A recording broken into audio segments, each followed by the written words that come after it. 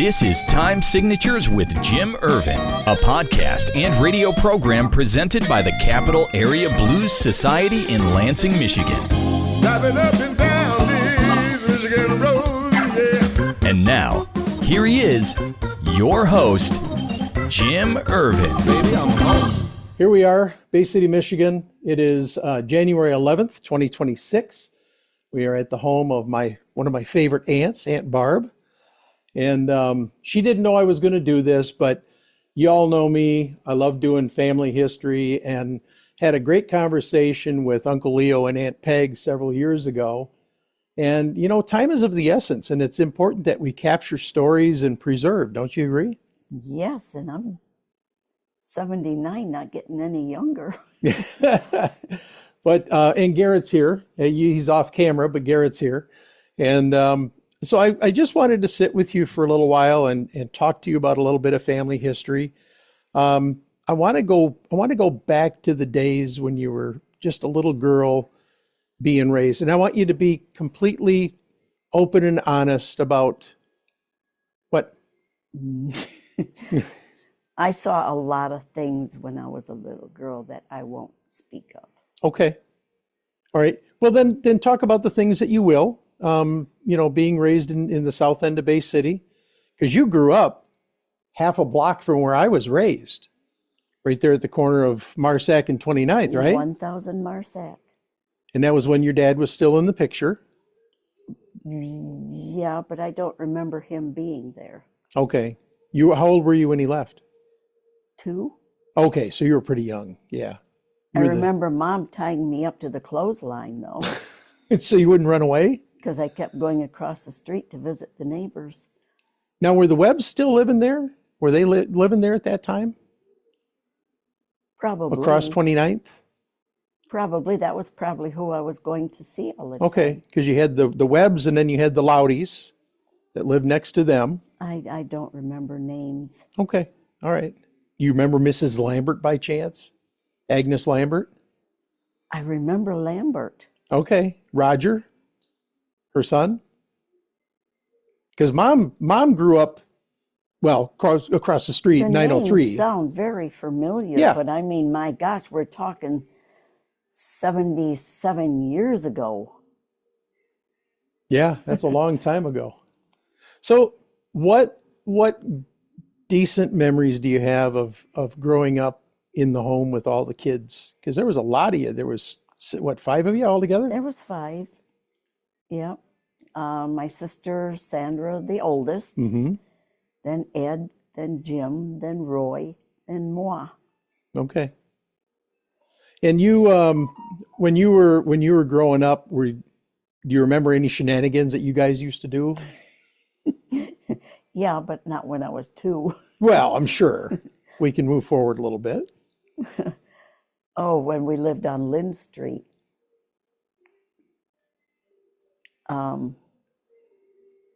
We'd play, Mom worked second shift, and the babysitter said she didn't care how long we stayed out and played, as long as we were in bed pretending we were sleeping when Mom got home from work. So we get the whole neighborhood together. We'd play hide and seek all night, well, until 11. And then we had to scoot in the house and hurry up and get into bed. But we'd play hide and seek, we'd play tag. My brothers played kick the can, got their heads cut open. Oh, jeez. We'd play tag and jump off the garage roof. Wow. What is it with your family in the garage roof? And then Roy jumped off one time and broke his elbow. Oh, geez. And it was like this the next morning. And nobody told Mom about it. Wow. We didn't want to get into trouble for jumping off that. I jumped off right after him. You didn't break your elbow, though, did you? I've never broken a bottle. She's looking at a bottle. She's never broken a bottle in her life. I've never broken a bone in my body yet. I love that we're sitting here and we've got the family photos behind us. I think that is, you couldn't have a better setting for this discussion. Right. It's really kind of cool. And family has always been very, very important to you, hasn't it? Oh, it's everything. Yes. I want you to do me a favor. Tell me your first memory of meeting my mom. When did you meet her? Oh my goodness. Uh, I don't expect perfection. Just do the best you can. I can't even think of the year it was I met Okay. her. Was it when her and Dad started Yeah, going together, whatever? yeah. Even though we had started out being neighbors, Yeah. but no, I wasn't old enough to go down there yet. And I didn't walk that far away from home. Yeah.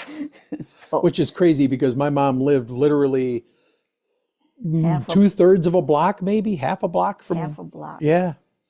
And of course, I went to school at Fremont. We used to walk to school. I'm one of those kids that used to walk to school every morning. Didn't matter what the weather was, but we were half a block away. Well, when we lived on Lynn, we moved to Marsac. No, we moved from Marsac to Grandma and Uncle Harold's house on Short Broadway.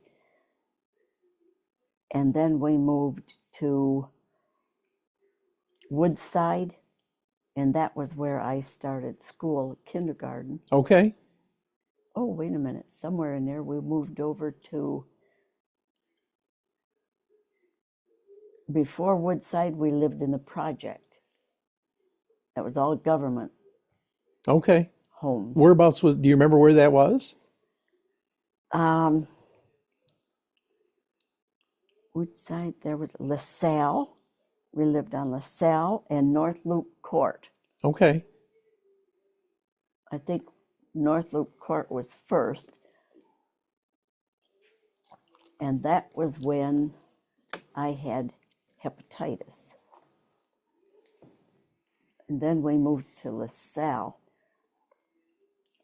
That was when I started kindergarten Okay. over there.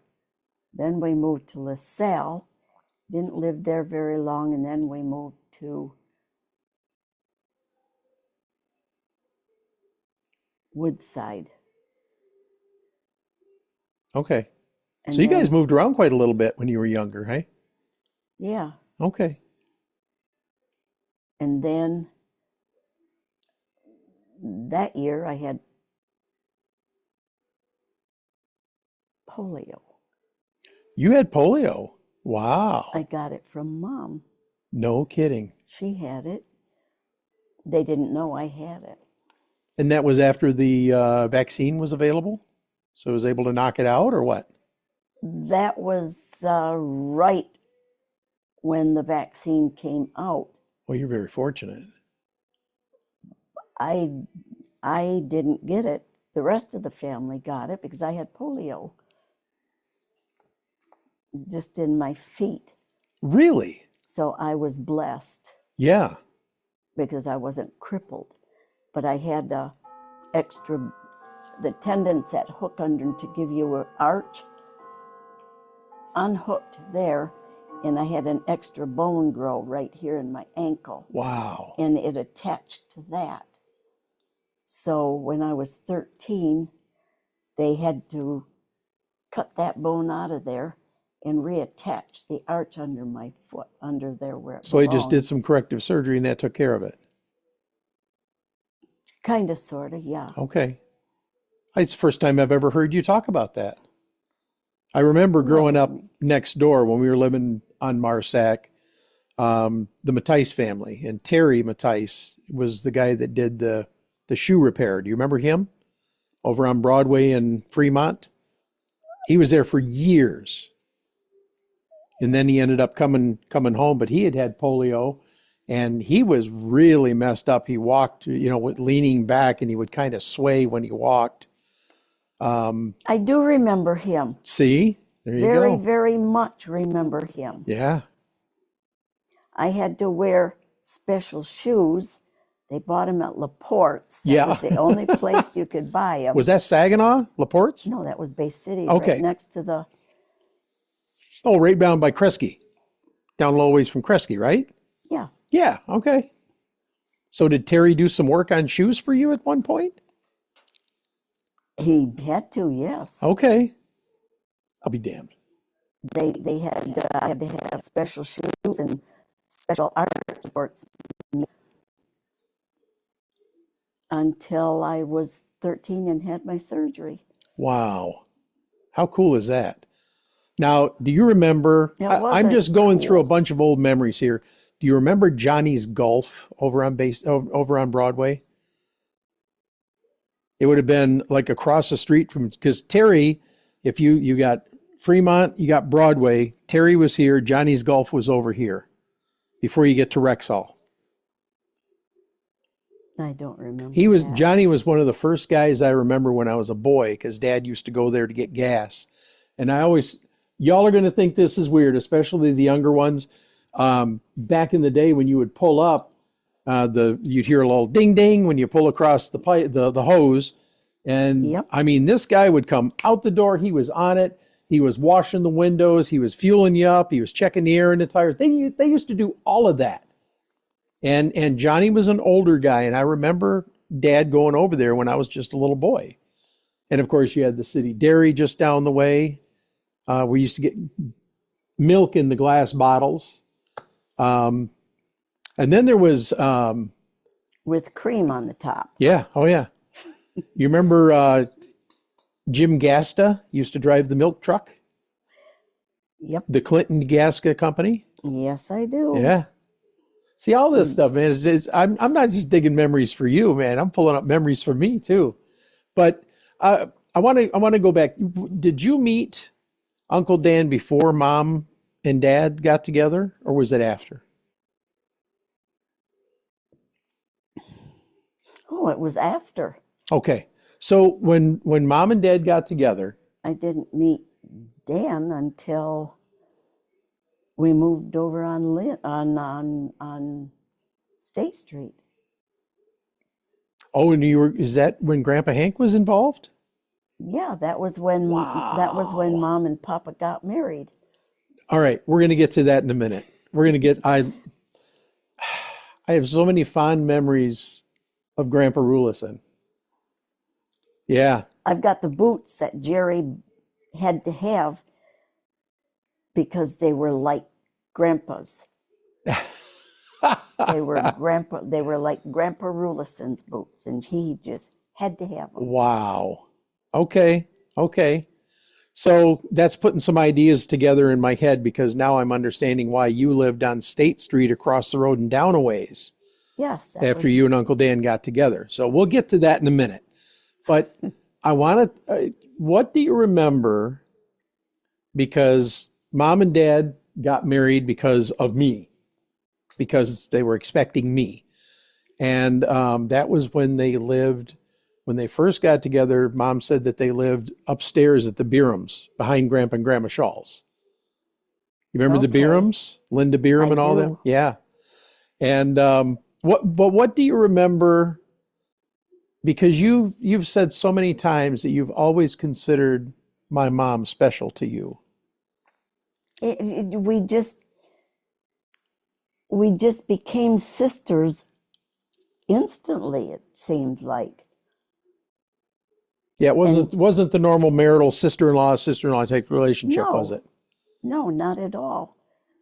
It's just we just agreed on everything. We thought alike in so many ways. We were always closer than I was with my sister. So Wow. she was so your mom became my sister. Okay. Is it because your sister was so much older than you? Do you 7 think? years older than me. Yeah. So that was quite a difference. And 3 brothers between us. So I learned to run and duck and protect myself real early in life. Your brothers Running picked from on my you a lot sisters and running from my sister and my brothers. because you were the baby. They'd pick on you, or you got in their way and All of the above. okay. Now, all right, we're going to get back to Mom and Dad in a minute, but Dad used to tell a story. And by the way, for those watching, my father, James Erv and Bates Sr., is the only sibling of this family that is not here. He passed away 9 years ago, December 27th. Can you believe it was 9 years already? God, I am all goosebumps. 9 years. And you and I planned his memorial together. Yep. We have built such a cool relationship that we're going to get into a little bit more here in a minute. He feels more like a son than a nephew. Yep. And now I have 2 sons. You're going to have to walk over here and say hi for a minute I have because we 2 keep added. referring to you. He's a bonus son, right? He's the bonus, yes. Well, no, go say hi, Barb, for a minute. Sit by her. She's talking about you. So for those of you that have not met my husband, Garrett, we've been married just over 5 years. And Oh, my Lord, 5 years I already. know. Isn't that crazy? Wow. And he's growing up so nicely. And here's the thing. She's never given me little ornaments for my tree. She gave him a whole box of these, what, living moments? Is that what they are? No, they're Precious moments? precious moments. Precious moments. A whole box of them. And she says, these are yours, not yours. They're yours. And she gave him a very special painting that hangs over our bed.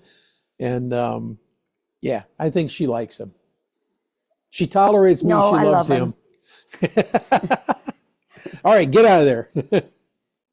So I want to go back to, They're my favorite couple.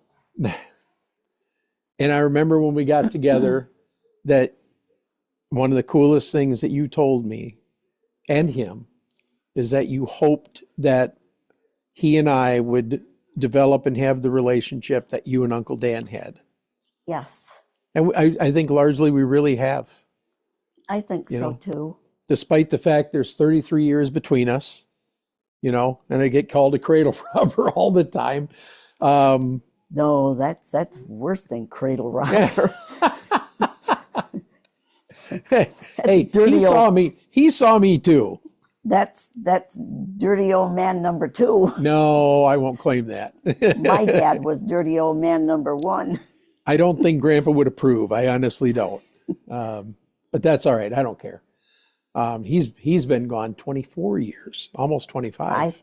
I think Grandpa would have approved of Garrett. I don't know because him and I don't think Dad would either. Because they were so old school.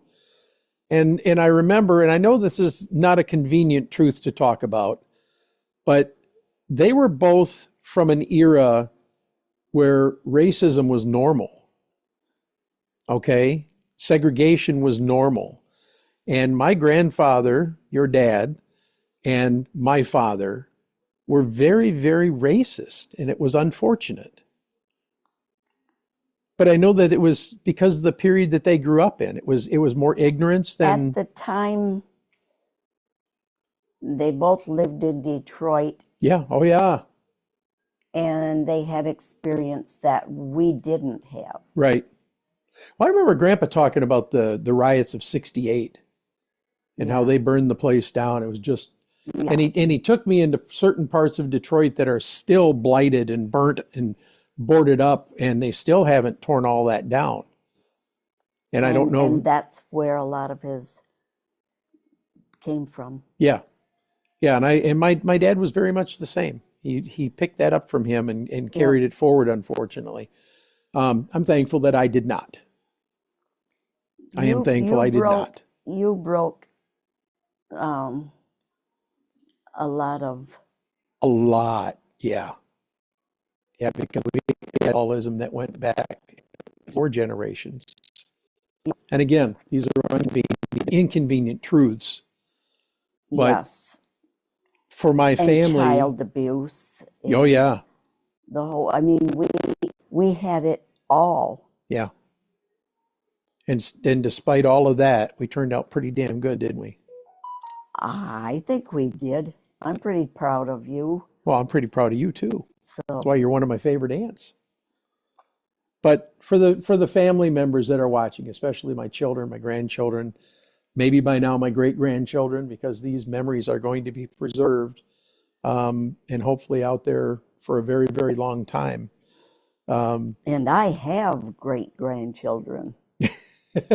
I don't yet. I have one grandson, and I'll tell you what, he's a little over 2 years old, and his vocabulary, he's now speaking in really good, complete sentences, and he'll have a conversation with you, and he answers properly.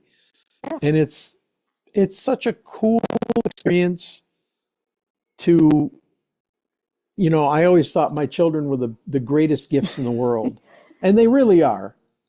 But grandchildren are just that much more, aren't they? And great grandchildren, it just keeps getting better and better. Well, it's kind of like, it's cool because I look at my children and I love my children to pieces, and I'm so proud of the adults that they've become, in their Yes. lives. But to see the product of one of my children standing before me as a grandchild is totally different. It's like every time I see my grandson, it moves me. It really does. He's part of your heart. Oh yeah. Your kids are part of your heart. And to see him interact with his daddy, it's, and knowing that your son is taking from you and giving to his. yes, he is. Yes, he is. That's and taking from Glampa, yep. And he calls me Papa.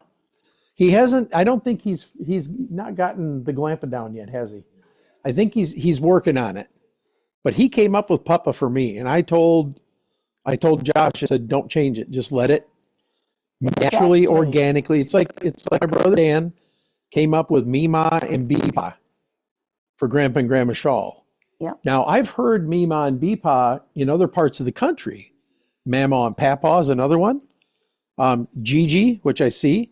That was. There are Gigi's everywhere. Oh yeah. Well, it's funny because Lisa goes by Gigi for her grandkids, and I go by Gigi for my great grandchildren. and so did my mother. She was Gigi. Isn't that something? It's not something that is preordained that you teach the child. This is what they come up with. This is Lillian came up Yeah. with Gigi. Isn't that cool? And you It's- wonder how. And Lillian came up with Bop for Grandpa, Okay. Buppa for, no, Megan. Megan, I was Grandma. He was Grandpa. Bop, Buppa.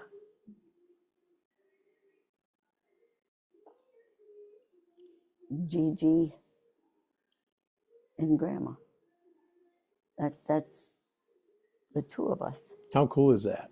It's to me, it's so cool that they come up with their own names, their own nicknames and whatnot. Yes. And I love that clock is going to be part of this recording because you got that from Uncle Dan. For our 25th anniversary. 25th anniversary. Wow. And you were married how long before he passed? 51 years. So you had that for 26 years before he passed. Yep. And that is a true grandfather clock too, boy, is it? It's beautiful. Absolutely Yep. beautiful. So getting back to some of your young shenanigans, I never did finish the story because I started and we went off on a tangent, which is okay. I don't think anyone in the family wants that either when I'm done. No? So Well, I'll find out, and if not, then you guys will get it.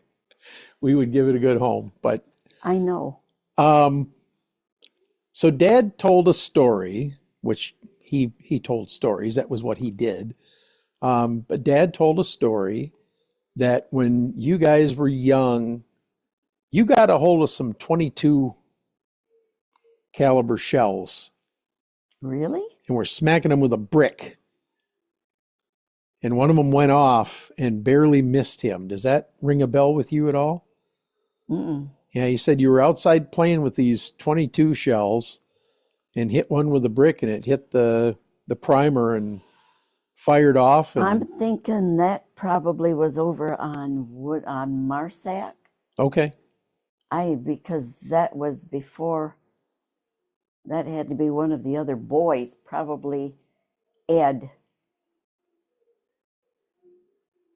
or Roy and Jim hitting those shells. And you saw them doing it or something? I didn't miss much. But that had to be one of the boys doing that, Okay. All right. or two of them. So I want to get back to your move out to State Street, because that was a really, for you, that was a really big, important move, wasn't it? That was extremely important to me. That was when Hank became my dad. Yeah.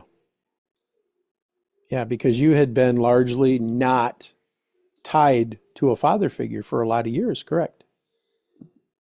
For the first 13 years of my life.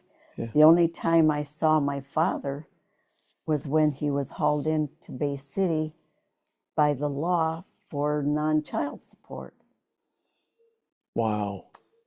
And as long as I was in front of him, he loved me. But then he'd drive off and never knew when I was going to see him again. So I spent most of my life looking out the window, watching for him to come back, but he didn't. So. And then your mom met Grandpa Rulison. Talk about that for a minute. Well, yeah, they met when we lived on Marsac. Oh, wow. Because he worked at the Bay City Milling. Okay. I remember hearing that he had worked there. And Mom was always hanging out laundry every day because she had 5 kids. Yeah. And he thought she took in laundry, and he stopped to see if she would do his laundry. No kidding. That's how they met. Wow. Whether she did his laundry or not, I have no idea. Now, was Grandpa Bates gone at that point, largely, when you were on Marsac? Yes. Okay. Yes. So that was when he left. And it was a good thing he did, because one of them would have wound up killing the other one. It's just, they weren't compatible at all. Well, they were 180 degrees apart, as I remember. I mean, Totally. yeah. I don't speak ill of the dead. I don't really have negative. I'm not speaking ill. I'm Yeah. just stating facts. Yeah. Because Grandpa Bates was good to us, and I was really surprised when Dad came back, because my father came back to the family in 1976. Early in 76. And I'll tell you the story about that, and you're not going to believe the story. Do you know the story? I'm going to listen to yours first. Well, I don't know if I had a hand in this or not, because I never found out from my mom, and I never found out from my dad. But when Dad was gone, Mom was working at Kmart. You remember that? Mm-hmm. Out in Essexville. And she had a babysitter for us, and we would go from St. James Parochial School to the babysitter that was just down the road a little ways. And they would take care of us until she got out of work, and then they'd come pick us up, or she'd come pick us up and take us home. They had, you remember the Amazing Kreskin? Oh, yes. Okay. You remember the Ouija board? Yes. Okay. Kreskin had something similar but different, and it involved holding a pendulum. Kreskin was in the machine. Yeah. Yeah. But there was a game, Okay. that it was a board that had letters and numbers on it, and you would hold this pendulum, and supposedly it would swing out the answer. Right. Okay. I remember that. Yes. I remember when I was young, my mom, God bless her, she never badmouthed my father. Never. Nope. And it was her leadership that when I separated and divorced Lori, I never badmouthed their mom to the kids. Yep. They saw for themselves. Okay? And Yes. my mom told me, because I used to tell her, when I get older, I'm going to go find my dad. I need to find my dad. And she said, if that's what you need to do when you grow up, she said, I'll support you. So it always stuck with me. And so I started asking this board questions. You know, is my father still alive? Yes. Will my father ever return? Yes. And I asked it for a date. And it swung out a date. Okay? And I don't know if my mother called your mother and got a message to my dad that way or what. But my dad showed up damn close to the date that swung out on that board and came back into our lives. See, he wasn't in my life either at that time. He was out in Nevada at the Yeah. time, working on a ranch out in Nevada. And I had no idea even where he was. So I always wondered, did God know something I didn't? Did my mom reach out to your mom because she didn't know how to get a hold of my dad? I have no idea. Yeah. Yep. I know Mom and your mom stayed in touch. Yes. But she always said, and I'm sorry, I'll say it for the record, I don't believe she didn't know where he was for all those years. How can a mom not know where your child is? I believe she knew and kept her mouth shut. I don't hold anything against her, but that's what I've always believed in my heart. Because how can a parent, I can tell you as a parent, I would go absolutely insane if I didn't know where my children were. Child or adult, doesn't matter. But Mom wasn't the atypical mother either. True. Yeah. Now, your mother would have always kept close. Well, I'm not saying close. I'm saying No, I there, mean there in had to have been touch, some ties. knowing, but There had to have been some ties. There had to have been. your father was the middle of the five of us. Yeah. And he was the one, I hate to say it, but they both took their frustrations with each other out on him, which wasn't right. Yeah. It wasn't good, but that's the way it was. He was physically abused big time by both of them. Yeah. And I remember he said that when you guys were young, that money was so tight that because there were so many of you, you got gifts that you shared. And he had a penchant for taking things apart to see how they worked. You remember this? Oh, yeah. And he took a Christmas gift apart that was, I guess, for him and the boys. And he was severely punished, beaten for that. He shared that with me. Okay. Well, they used to, no matter what, they used to whoop on him. Yeah.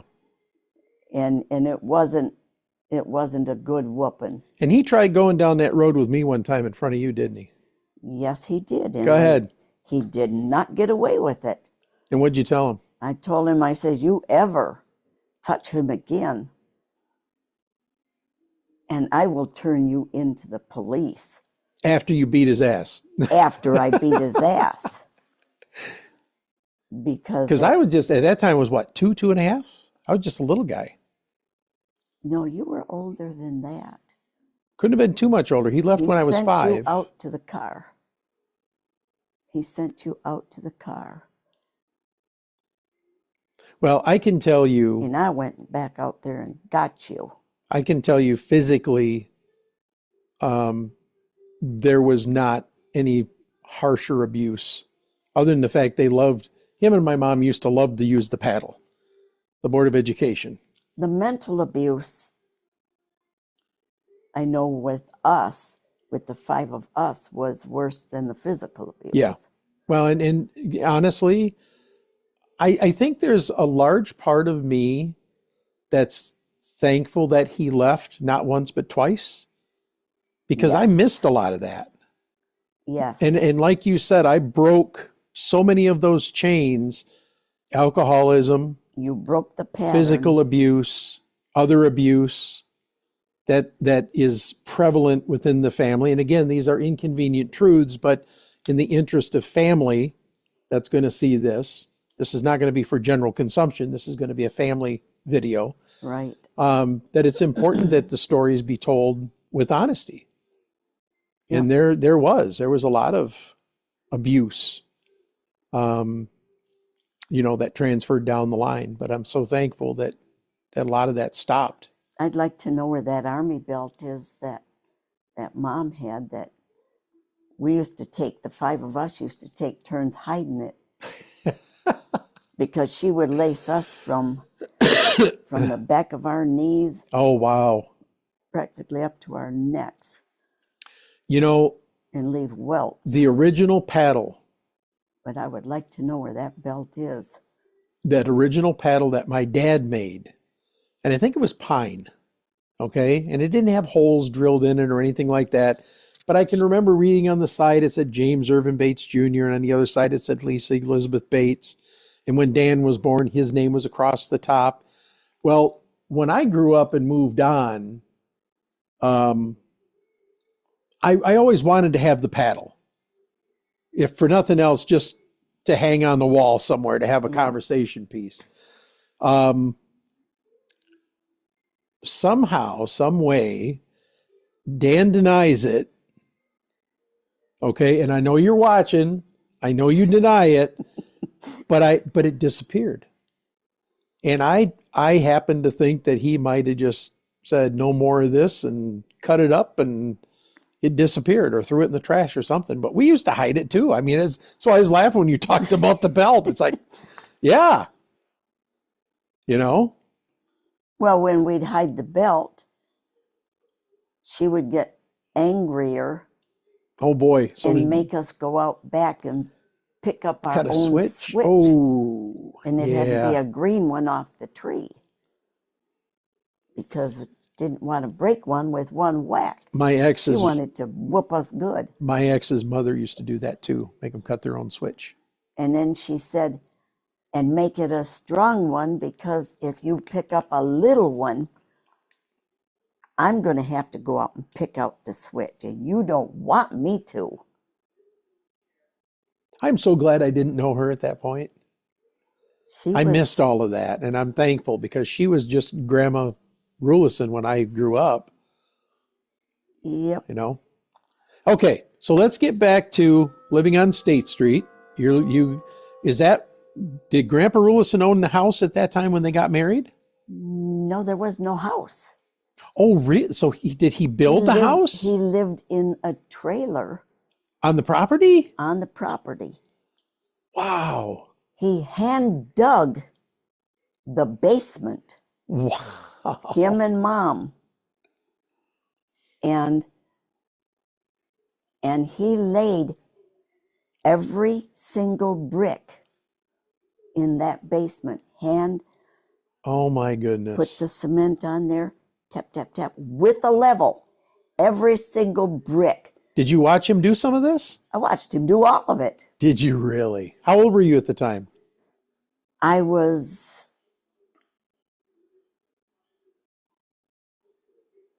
11. Oh my goodness. 10 and 11. Yes, wow. I mean, we were out there. But he built a home for a family, didn't he?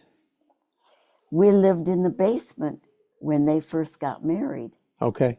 Because they didn't have the upright done yet. And as I recall, wasn't there a bathroom down there and stuff too? Not downstairs. No? There was an addition you came in the door and went downstairs, Yep. but right over to the side, there was the where the toilet was. Okay. Okay.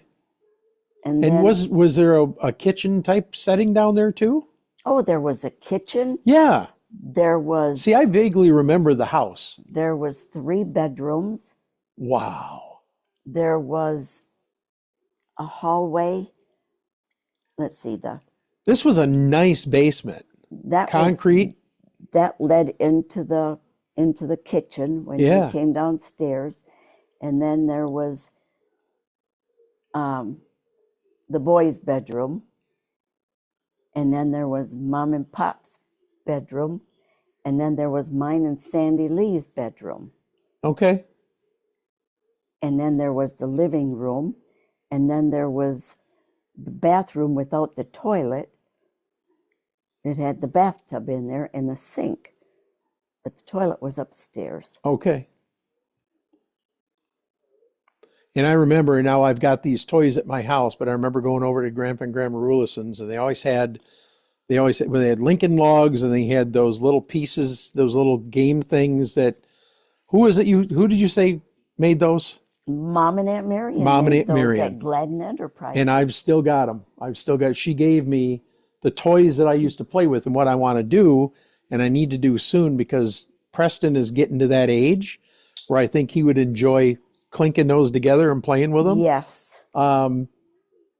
Just great little snap together projects that you could build all kinds of stuff with. And that was one of my memories. Every time we go in the closet right by the front door, Yep. and that's where all the toys were. Yeah. And when PJ comes over now, he's got a basket with books and toys and pillows and blankets, and he's got all kinds of stuff that, You see them 2 boxes behind mine? oh, yep. For those of you that can't see because the chair's in the way, there's literally 2 boxes of toys sitting behind her chair there.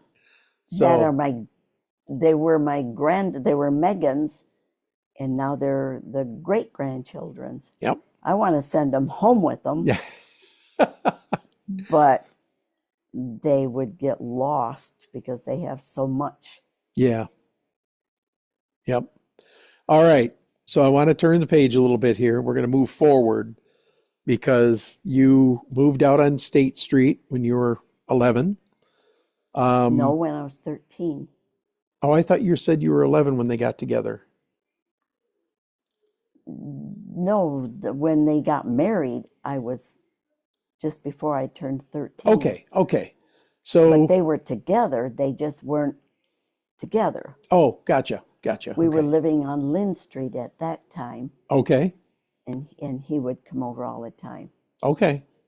So I want to move forward just a little bit. How old were you when you met Uncle Dan for the first time? 13. Okay. So you met shortly after you were out there. Oh, yeah. No kidding. And Oh, and where yeah. was he living? Just down the street. Now, is that the home that you lived in after you got married? Yep. All right. All right. This is cool. That was when he moved Little tiny in. house. Little tiny house. What was it? 1 bedroom, 2 bedroom? 2 bedroom. I remember it was very small. Yes, it was. And But it was big enough. but yeah, for a small family just starting out, sure. Because you came to the relationship with Jerry, right? Yes. And he came to the relationship with Daniel Jr., right? Right. Okay. And how the dynamics of that, did it work out right away? I mean, well, let me back up. Let me back up. You met him when you were 13. You didn't have a child at that time. So relax. We're going to put it back together here. You're going to laugh about it, though. But tell me how you guys met. What was that day like for you? Well, Papa wouldn't let me use the gas lawnmower because he said I'd cut my toes off. Okay. So I had to use the old bladed Oh my gosh, the old pushers? Push- Yeah. push lawnmower. So I was out You want mowing. one of those for the yard? A little push mower? So I was out mowing the lawn, And he pulled in the driveway. He was going to his sister's, my Fran's house, my sister-in-law Fran, who lived just down the street. And he drove in the driveway and said the great line, when you get done with yours, you can come and mow mine. And that's how we met. And how old was he at that time? Just before he was 21. Okay. He was just freshly divorced from Dan's mom. Okay. They were married for less than a year. Wow. They got married because she threatened suicide because she was pregnant with Danny. And that was why he married her. So, and she had 3 or 4 husbands after him. Oh my gosh. And one before him. Oh my goodness. So anyhow, we started talking. Did your parents know about him? No. Okay. No. I'm sure Grandpa I was just Grandpa fresh, Grandpa Rulison probably would have done something. probably because I was just freshly turning 14 and he was just freshly turning 21. Oh my goodness. So, and But you said he was always a gentleman, and yes, he was.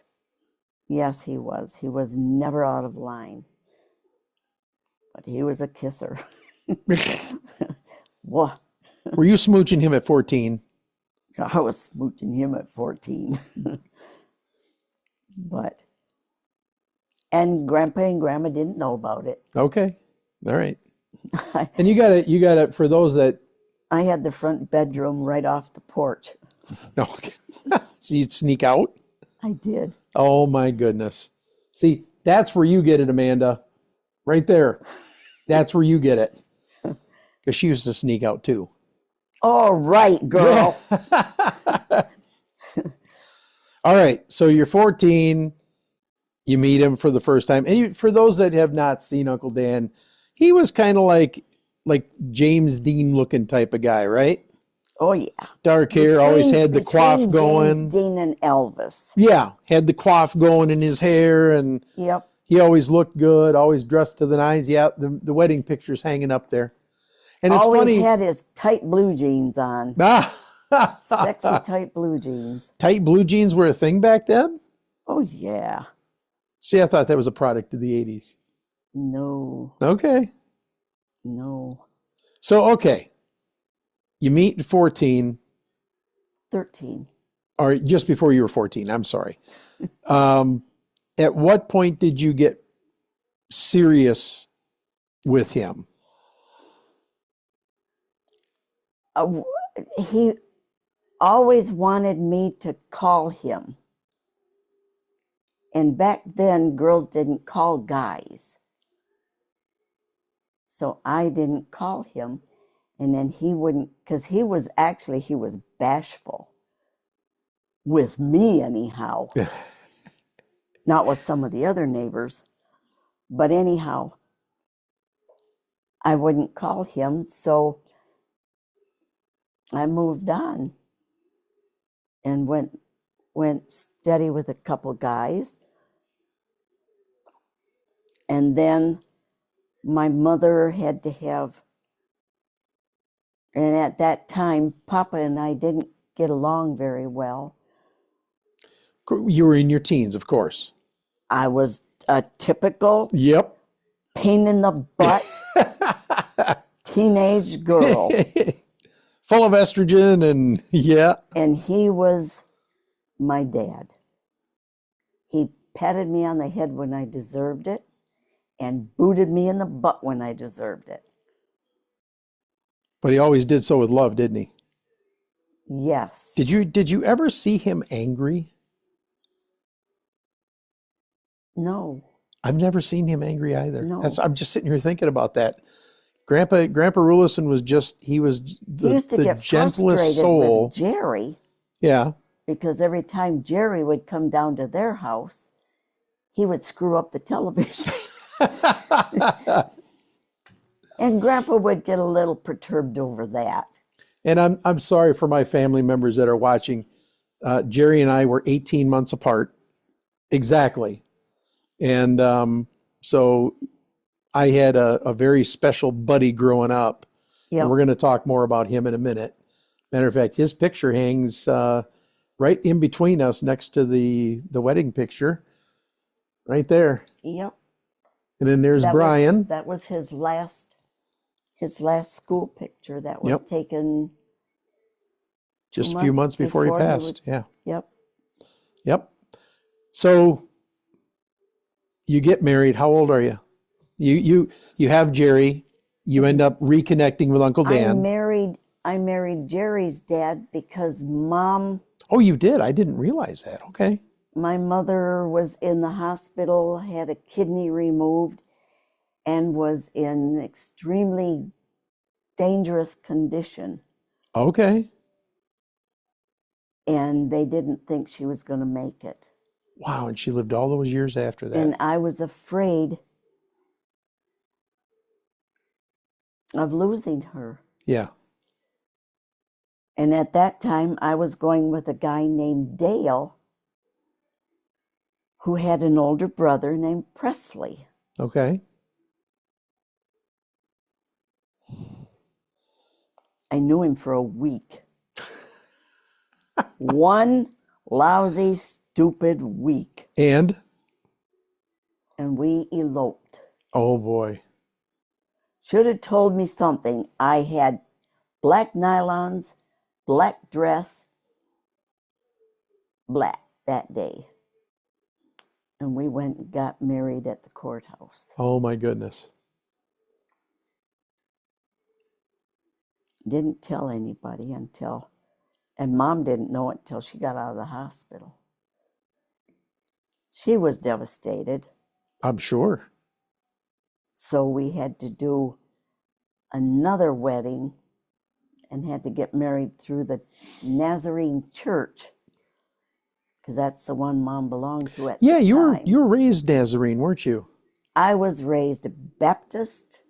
That was in your early years. I was baptized Baptist. Was that Went to through? the First Baptist Church. Was that through? Was Anna Stell? Was she involved with that? No.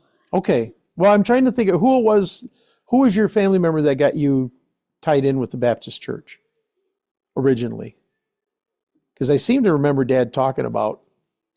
Grandma Chambers' Okay. father was a Baptist minister. There we go. Okay. Okay. Grandfather. Her grandfather was a Baptist minister. When we lived on I don't know.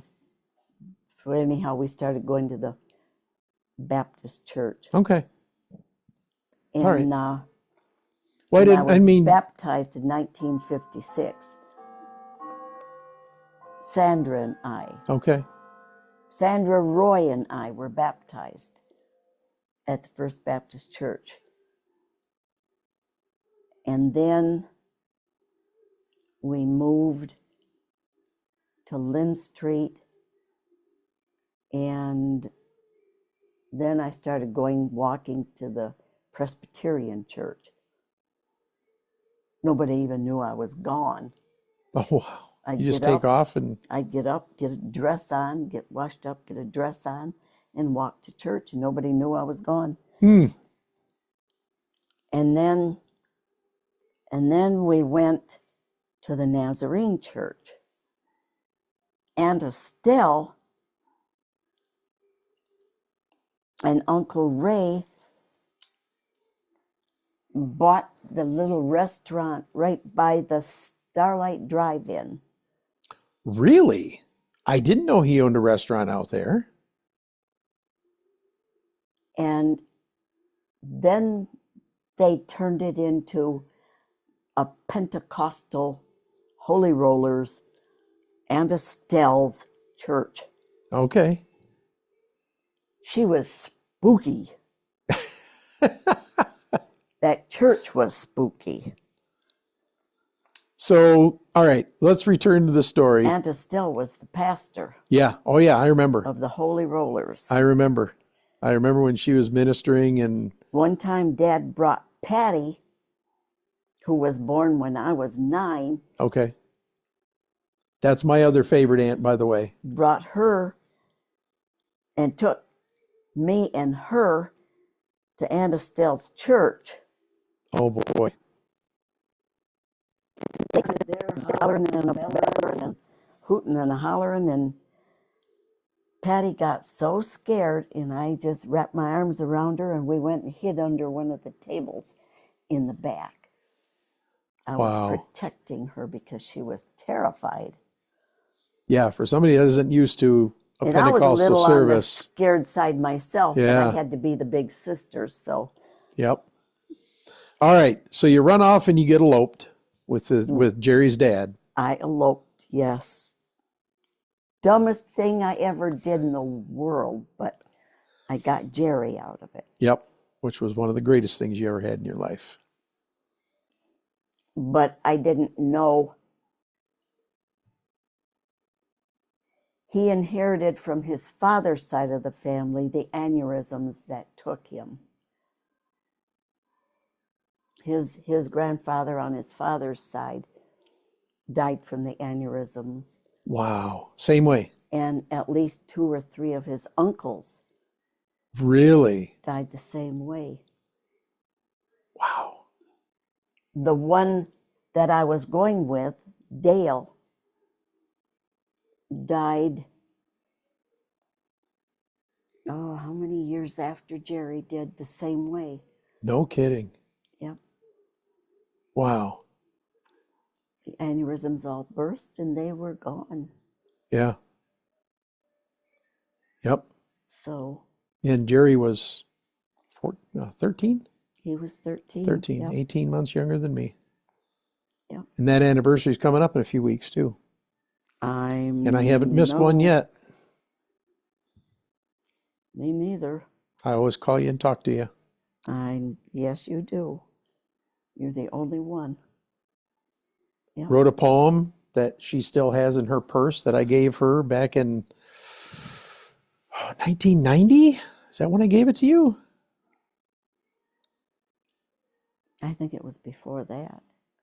Well, no, it was before Amanda was a year old, because Lori and I were separated, and I came down and spent that time with you. That long conversation at the kitchen table. I'll never forget that. And That was when you gave me the poem? that's when I gave it to you. Yes, ma'am. So you've had that poem for 35 years.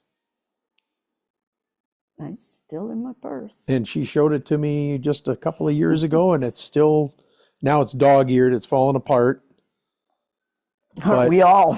Yeah. All right. So Except Garrett. we kind of jumped a little bit in time. We have to go back because things didn't work out. You ended up getting divorced from Jerry's dad. And my mother went and told Dan I was splitting up from Jerry's father. Oh, really? Yep. So she was matchmaking? Yep. That's a story I never heard. That's cool. All right. She went and told him I was getting a divorce, Okay. gave him my address. He came over, The rest is history. and the rest is history. And you got married. You met him when? Do you remember about the time of the year? We got married 2 years later. Okay. That's crazy. That is crazy. I moved in. I lived in that apartment over on Broadway. That's where I lived when I had Jerry, a block away from your mom and dad. When I went into labor with Jerry, You're all right. when I went into labor with Jerry, Jerry's dad and I were split up because I threw him out. And when I went into labor, I walked over to your mom and dad's house. Wow. And dad took you? We I sat there with your mom, and your dad went out looking for Jerry's father. And then your mom and dad took me to the hospital, and then your dad went and got Jerry's father. And then I had Jerry on a Sunday, just a little after 9. I went into labor in the morning, to which I was cooking chicken dinner for his father. I was going to invite him for dinner. Yeah. But I went into labor instead. I tried so hard to have him on my birthday, 4 days before his birthday, running up and down my apartment stairs, climbing up and jumping off chairs. He says, I want my own birthday. But he was born the day the doctor said he was going to be. I'll be damned. Wow. So many good memories. And Mom and Dad used to take us up when you guys had the cabin up near Standish or Sterling. Was it Sterling? Between Standish and Sterling. Yeah, up there. Yeah. And the one memory, and I think Amanda's the only one that got to see it, but Jerry Lewis used to have the telethon. Oh, yes. On Labor Day.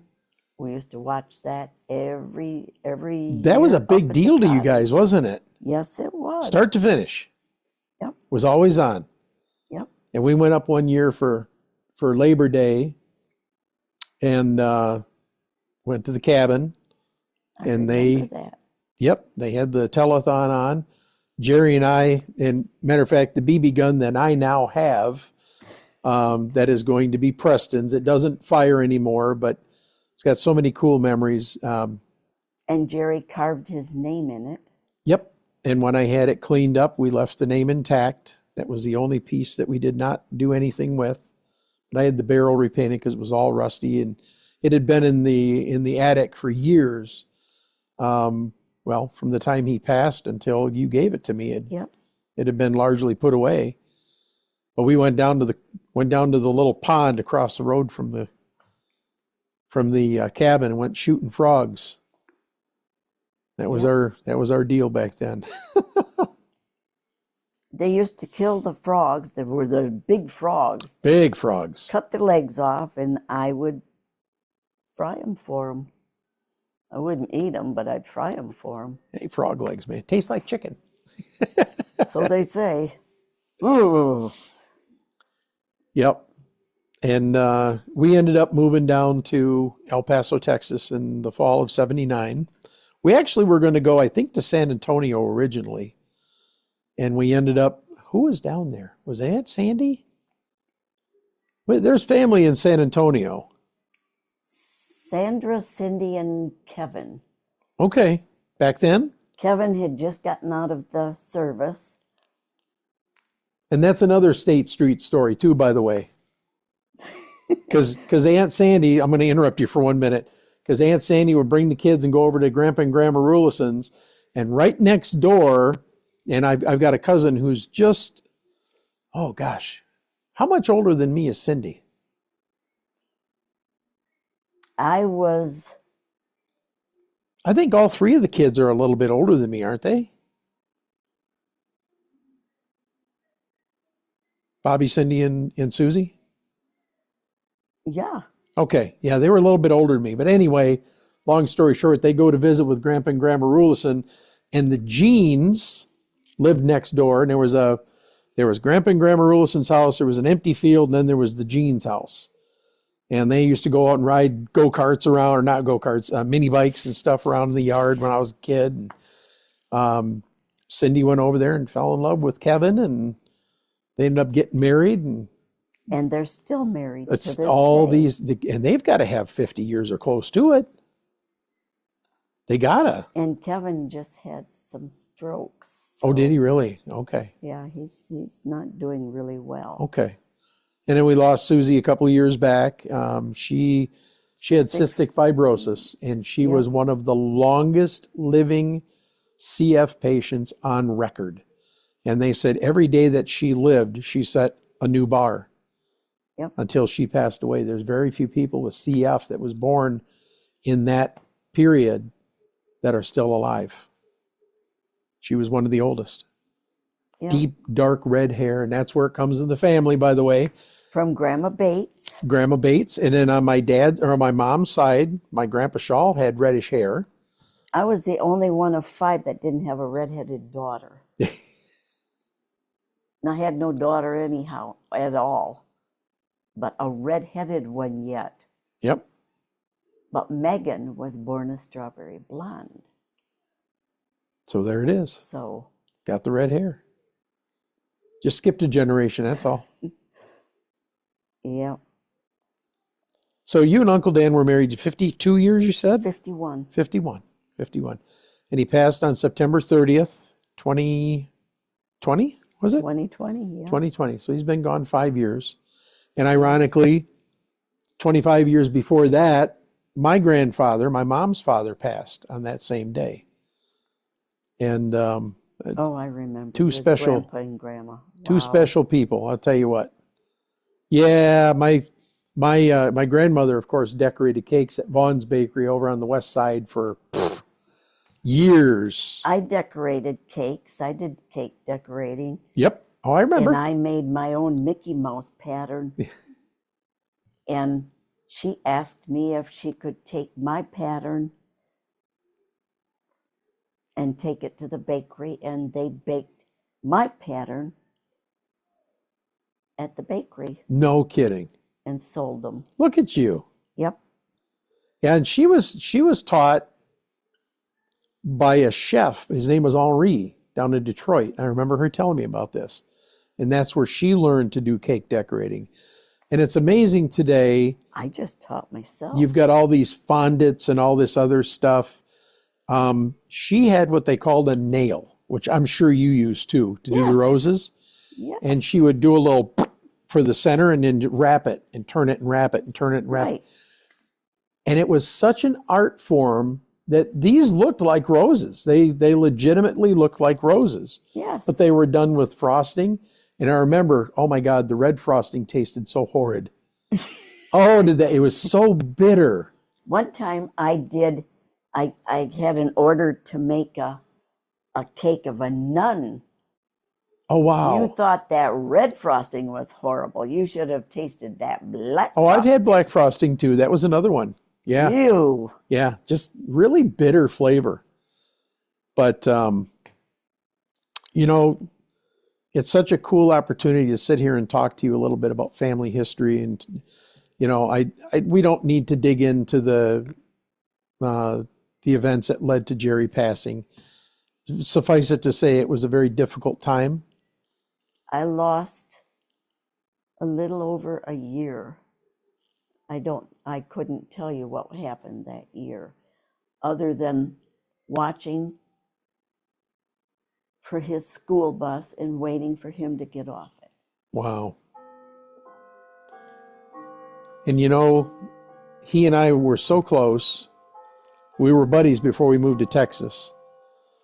And I remember when Mom and Dad got remarried at the Methodist church over there in Bay City, there was a picture of he and I standing in front of the Good Shepherd. And Mom freaked out about that picture for a long time, didn't she? Yep. Because she was afraid I was next. I gave you that picture. I do have that picture. Yes, ma'am. She was afraid that I was going to be next, that something was going to happen to me. And, the thing is, for whatever reason, there is within our family a gift of, she called it discernment. I called it, I see stuff before it happens. Oh, so do I. I knew with Jerry, I had, for 12 years, his first 12 years, I had a dream that he died in one dream a year. And he died in that one dream a year. Wow. For the first 12 years, his last year, I didn't have that dream. And that dream, at the end of the dream, before I woke up, the voice said, "Love your child while you have him. You'll not see him a man." Wow. And when I lost him, Uncle Dan, we got home from the hospital, and Uncle Dan said, "You knew all along your dream," because I had told him and I had told the priest, Yeah. Father Soror, about the dream. And I said, "No, I always thought it was going to be me because you don't bury your children." Right. Right. So I thought it was going to be me. But yet, which makes no sense because in every dream it was Jerry.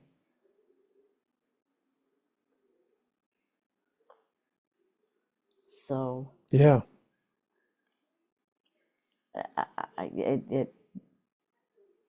although the premonition was there, I don't know if you'd call it a premonition or a curse. Well, it was like you had advance warning in some way. The first time I had that dream, he was just a baby. Yeah. And that was after I had thrown his father out.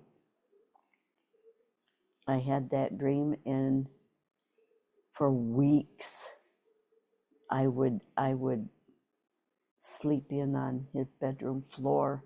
Wow. Just to make sure. With my hands. Yep. Just to make sure. I remember because there was an Uncle Ray that had a child that died of SIDS.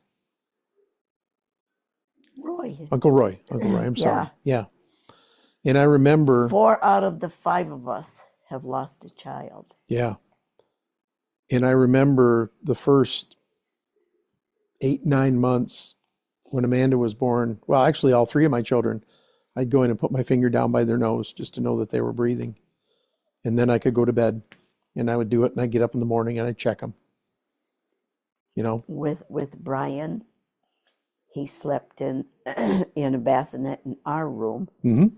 And I would get up in the middle of the night and I'd put my hand on his back. Just got to know he's breathing. Yep. Yep.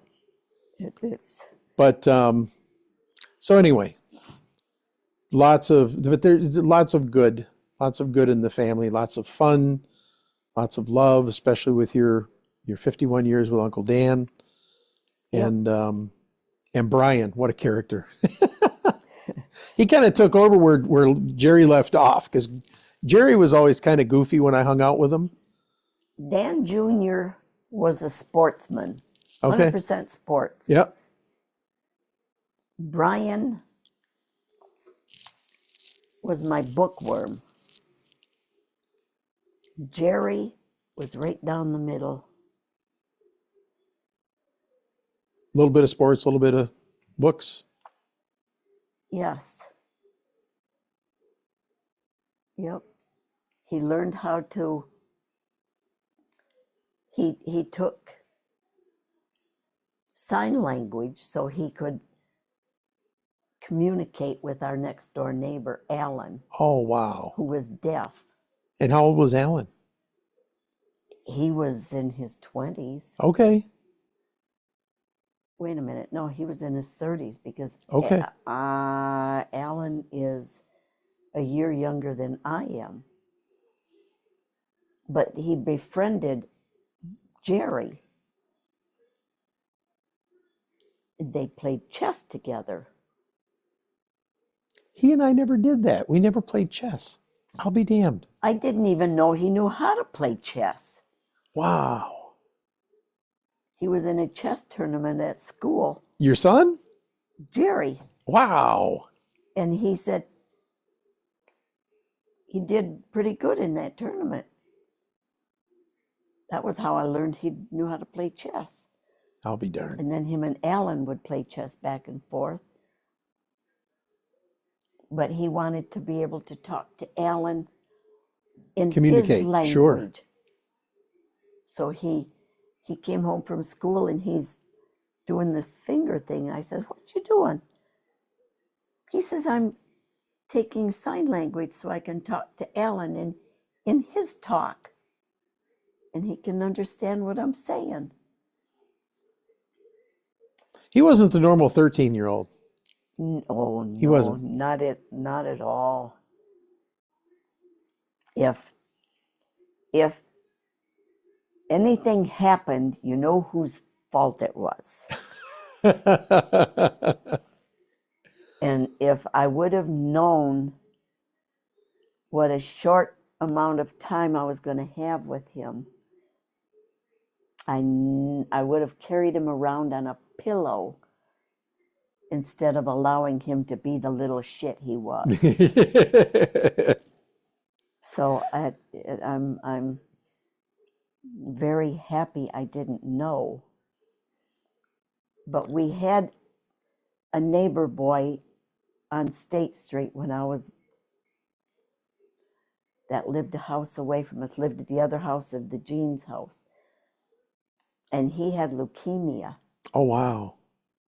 And I remember watching him going down. And I started praying at that time, if I ever have a son, a child, please don't take him like that. I couldn't.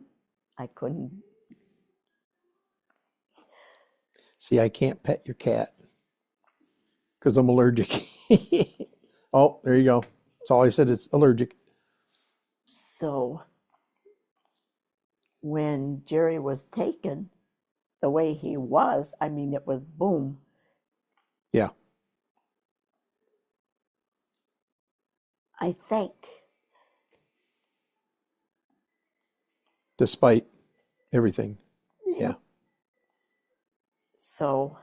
And I can't help as a normal person to be thinking, and I know this has crossed your mind, where would he be today? What would he have become? I have allowed myself probably no more than 3 times since I lost him to think that way. Because it wasn't meant to be. God Right. didn't intend it to be beyond.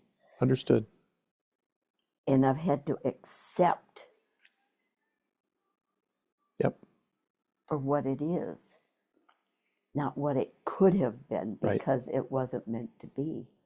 Well, and you could drive yourself mad with thoughts. Definitely. Yeah.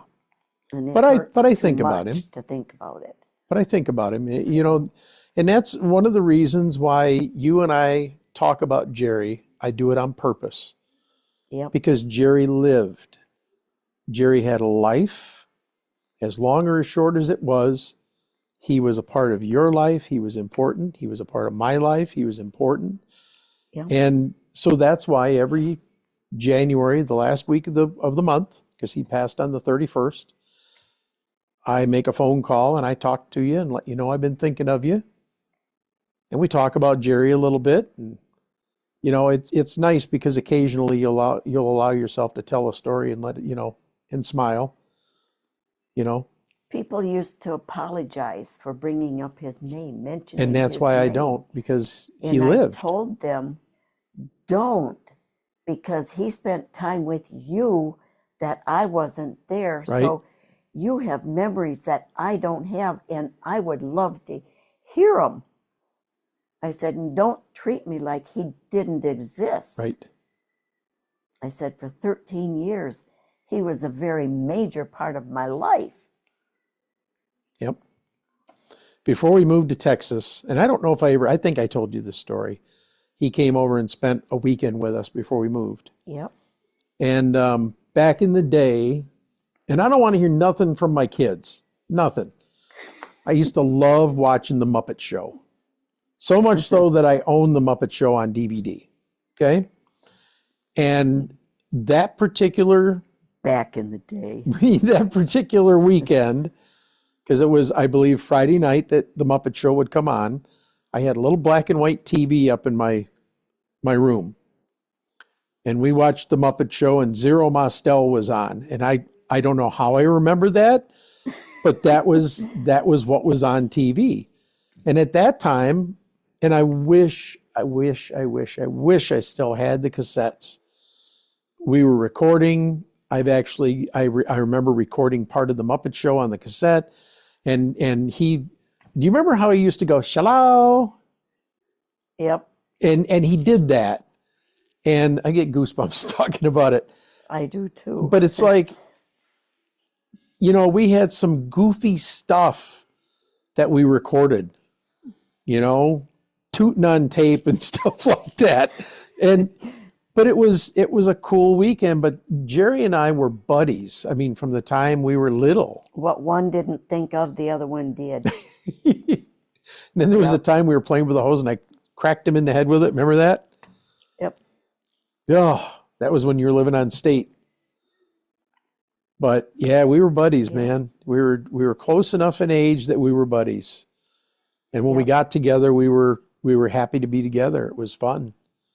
Yes. And I guess because it seems like we spent more time with you guys after Mom and Dad got back together. Because I think Mom always was afraid, even though you said you considered her a sister, that, she was intruding on family time or something like that. So we didn't spend a lot of time. It's like we'd walk down the street when we were living on Marsac once in a while. You know what it was? She finally told me. Oh, did she? Okay. Because I said, "Why don't you come over?" She says, "Because your house is always so clean.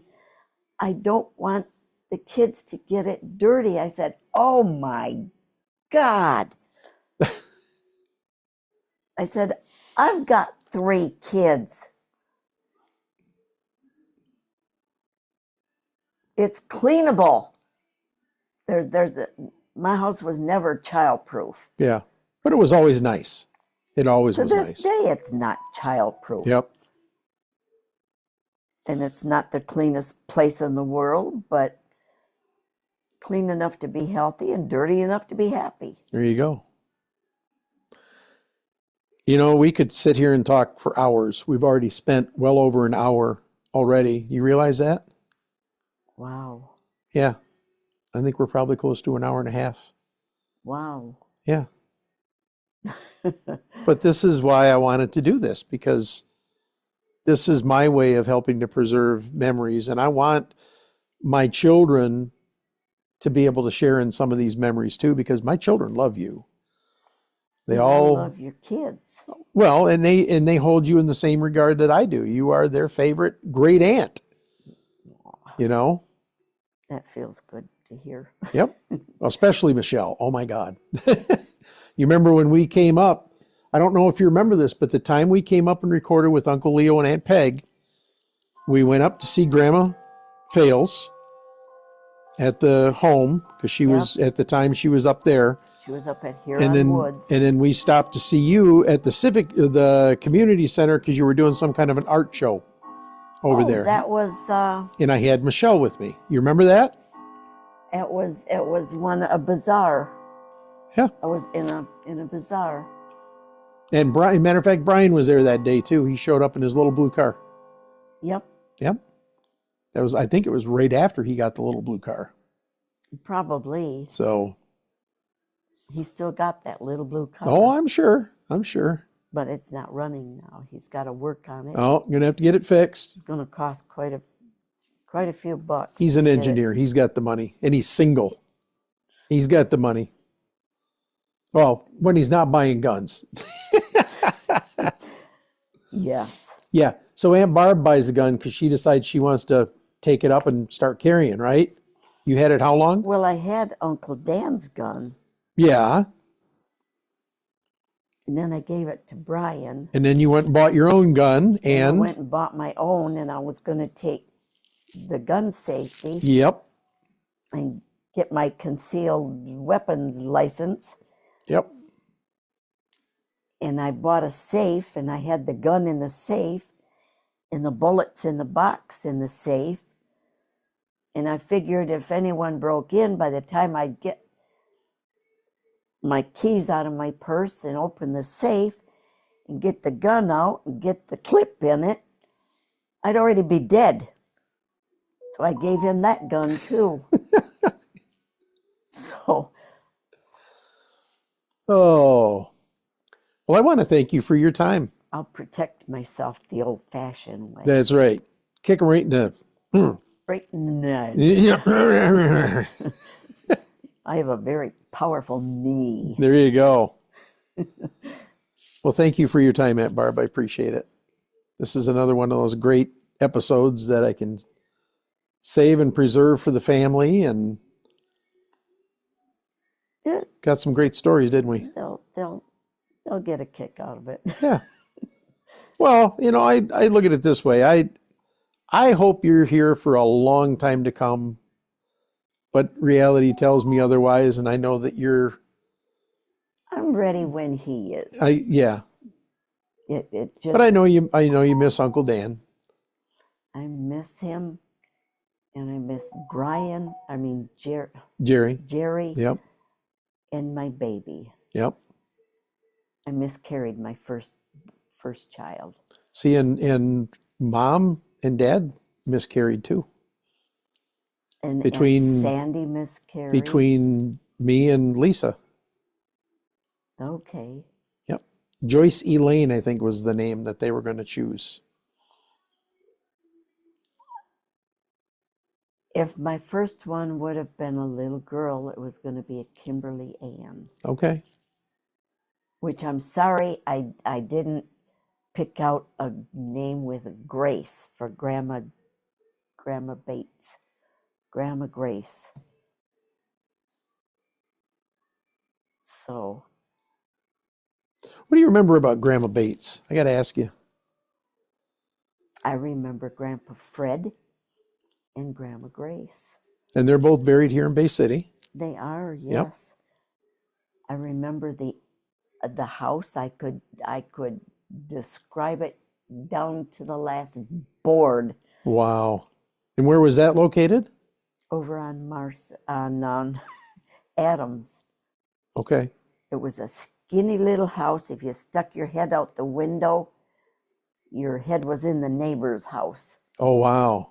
They were so close together. And Grandma had, and great-grandma Estelle lived upstairs. And right by the doorway to go upstairs was Grandma's Victrola, the crank-up record player. Old 78s, yeah. And we used to, no, I don't think they were 78s. I think they were 33s at that time. No, probably 78s on the old Victrolas. We had to crank Yeah. up. And then across from that was the potbelly stove that heated their house. And in front of that was the braided rug that Tippy used to sleep on. And then the buffet. And the kitchen table where Grandpa used to, if you went to Grandma's house, you had to sit down and eat. If you just got up from the table and went to Grandpa and Grandma's house, you had to sit down to the table and eat Oh, again. boy. She had the old wood coal-burning kitchen stove. Oh, my gosh. That she did her baking and cooking in. She always had something cooking and something in the warming oven and something in the oven baking with the old ice box. Yeah, oh, yeah. Yep. Wow. And I can still picture that house and Grandma saying, don't pet Tippy while she's eating. Oh, she'd bite you? Snap at you? She never told us why. Oh, okay.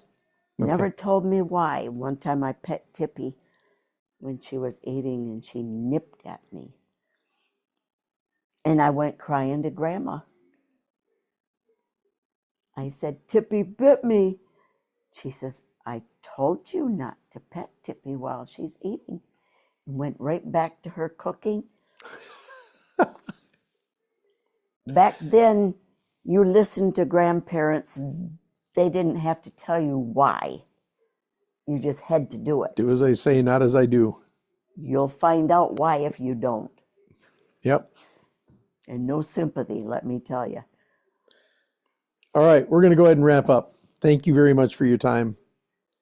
I'm excited to see how long this is because we've gotten some really good stories. And I appreciate it. Preserved for generations to come. Cool. How about that? Yeah. All right. Love you, Aunt Barb. I love you, sweetheart. All right. I love my guys. She's always got to Mr. put that in Dimples there. over there. Yeah, she loves his dimples. No, I love everything about him. Me too. Yep. Me too. All right, let me go turn this off. Okay. Bye-bye. I had to get that Gramoski wave in there.